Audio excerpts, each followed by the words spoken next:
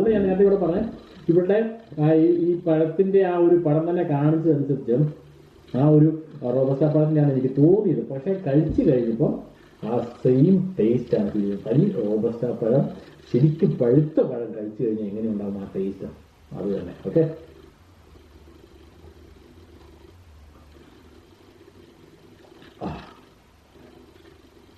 കൊള്ളാം. അപ്പൊ എന്തായാലും ഇതിനു മുമ്പ് ഞാനത് കഴിച്ചിട്ടൊന്നുമില്ല. ഞാൻ കഴിഞ്ഞ ദിവസം ഞാൻ പറഞ്ഞല്ലോ ബൈ ചാൻസിൽ ഇങ്ങനെ ഷോപ്പിങ്ങിന് പോയപ്പോൾ കണ്ട സാധനമാണ്. അതുകൊണ്ട് ഞാൻ ഡിഫറെൻ്റ് ആയ സാധനമായതുകൊണ്ട് ഞാൻ ഇങ്ങോട്ട് മേടിച്ചതാണ്.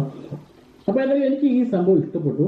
എനിക്ക് തികച്ചും ഞാൻ ഇതുവരെയും കഴിച്ചിട്ടില്ലാത്ത വെറൈറ്റി ആയിട്ടുള്ള സാധനമായതുകൊണ്ടാണ് ഞാൻ മേടിച്ചതും നിങ്ങളുടെ മുന്നിൽ അവതരിപ്പിക്കുന്നത്. Okay guys,